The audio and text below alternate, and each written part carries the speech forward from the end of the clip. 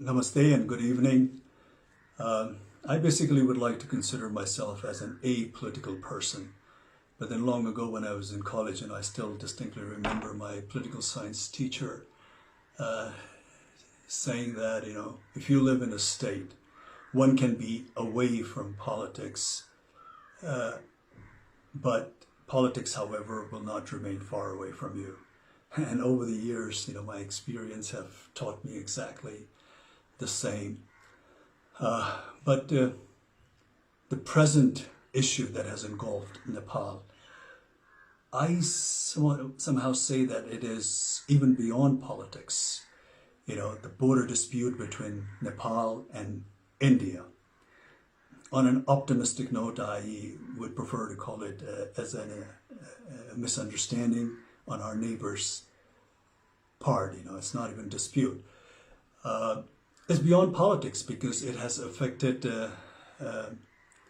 all of us. It has struck the raw emotional chord of every Nepali like myself, irrespective of our backgrounds, of our ethnicity, political affiliation, or religious belief for that matter. And after this incident, most Nepali feel that their pride has been scarred heavily, and the very foundation of being a citizen of an independent, sovereign nation has been, heavily shaken. And this, of course, as we can see from the development of the current situation, is absolutely unbearable and simply unacceptable.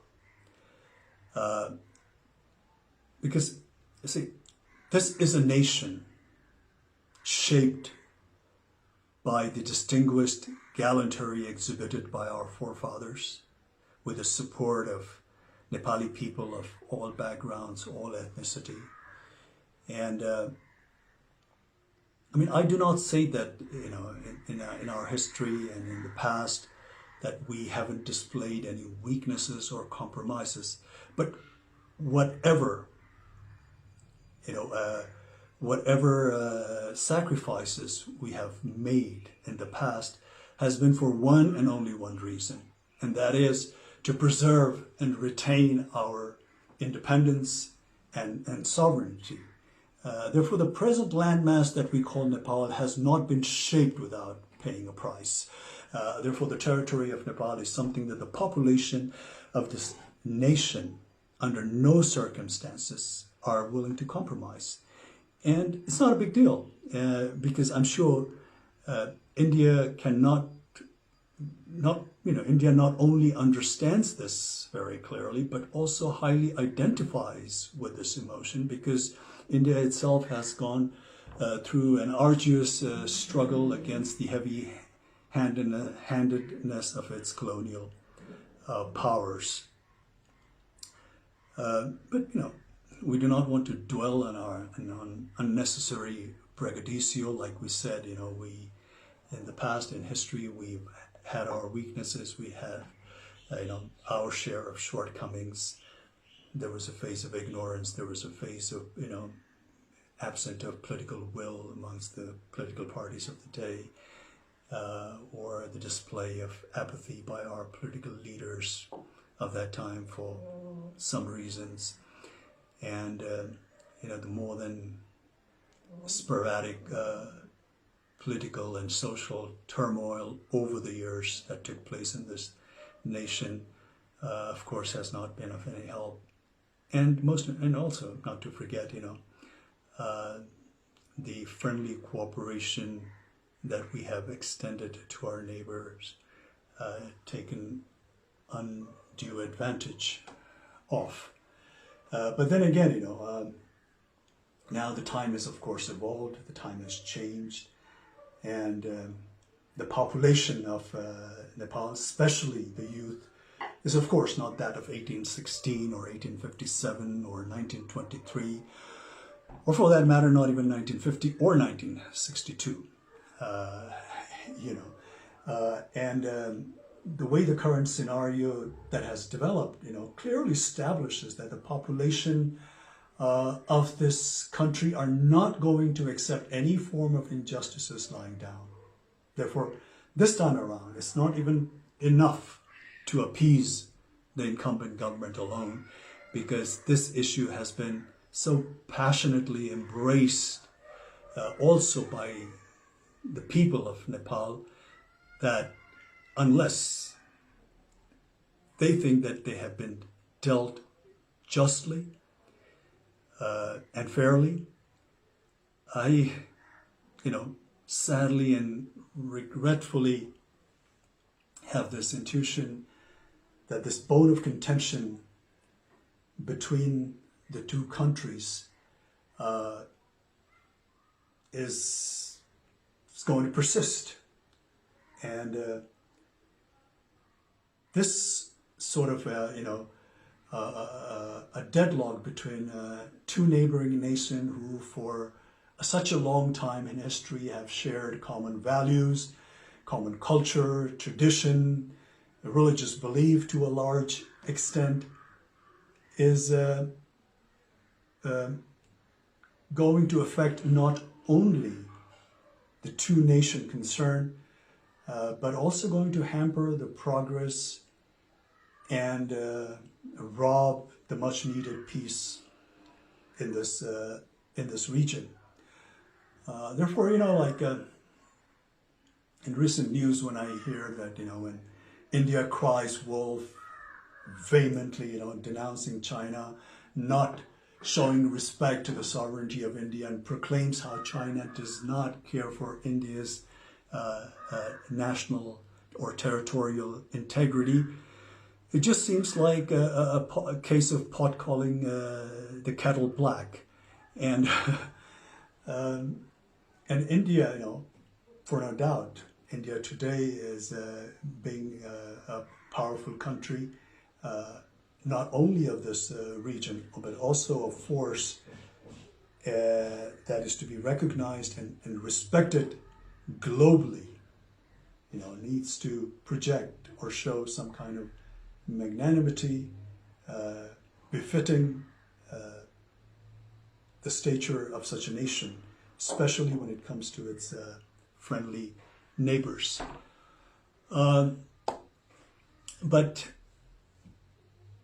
Nepal basically only wants fair deal based on fact and statistics. It is only demanding to have what truly belongs to her, not more, not less.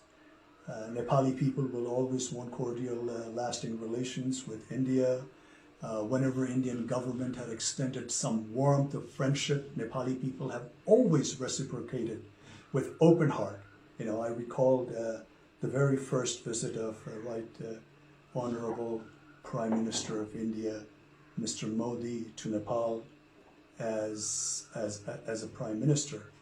And the warmth and the fraternal affections and the goodwill was so infectious that Modi ji stepped out of his motorcade and went amongst the elated bystanders, to the bewilderment of 3 or 5 layers of security that was provided to him.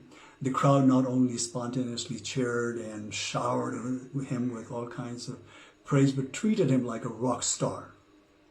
And to be honest, to be frank, I have yet to see that kind of reception meted out to our own leaders so spontaneously and voluntarily by the crowd of Nepal. But then again, unfortunately, the exhilaration met with an untimely death when Prime Minister Modi's government imposed trade blockade during the aftermath of 2015 devastating earthquake. This has left a deep wound, at least to this generation of Nepali people. Therefore, time and again, this untimely blockades and with lopsided treaties and agreements and unresolved border disputes and not to mention taking advantage of the weakness of our political leaders, has a repercussion of which, befalls this nation and its people. Therefore, the current step that India has taken vis-a-vis Limpiadhura and Lipu Lake has in some way come as the last straw on the camel's back. It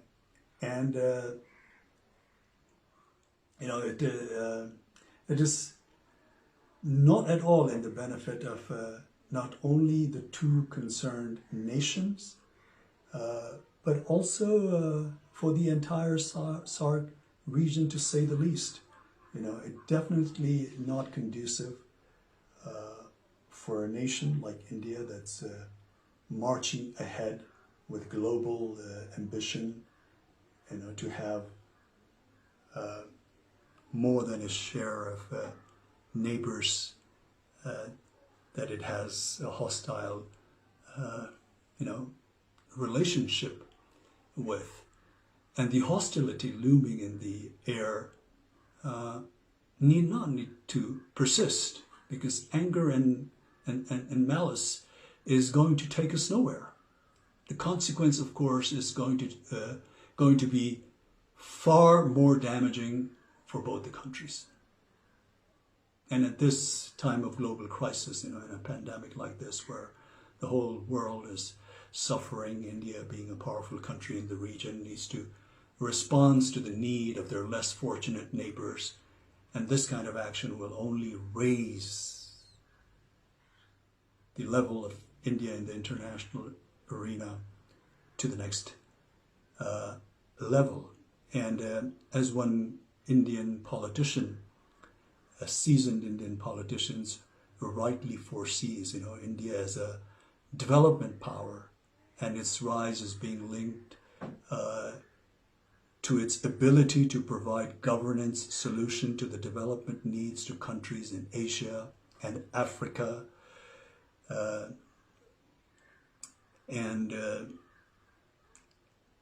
Also, just recently I was fortunate enough to hear the Prime Minister of India, Mr. Modi's address to his nation. I think it was on the occasion of Buddha Jayanti, and he said something like, I would like to roughly quote what he said.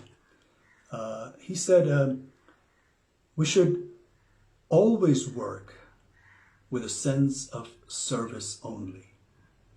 When there is compassion, sympathy, then these feelings make us so strong that one can overcome the biggest challenge. So we here in Nepal only wish that Mr. Modi would overcome this challenge, not just with compassion and sympathy. Of course, we need that, but with all fairness and a good dose of empathy. Because we here in Nepal take the border, like I said, misunderstanding on an optimistic note, on the Indian part, with great deal of regret, and ask to return what is justly belongs to Nepal. All the historical evidence clearly points out, proves that Limpiadhura and Lipu Lake region is in all fairness part of Nepal. Therefore, as a country, as a nation, as the people of this country, we are just humbly requesting our friendly neighbor to look into the facts of the history, the statistics, and deal this matter with all fairness and justice, amicably, through cordial diplomatic channels, because this kind of antagonistic atmosphere in this region is not not only not good for both the nations concerned, but for this entire region as well. I'm sure, despite few ups and downs and challenging moments here and there, basically India and Nepal share a relationship that is probably unmatched anywhere else in the world. And this challenge that we're facing at the moment right now, India will deal very fairly and justly and come out with a solution that appeases the Nepali population and makes them feel that they have been dealt justly. Thank you. Thank you for watching Gyaba Online TV.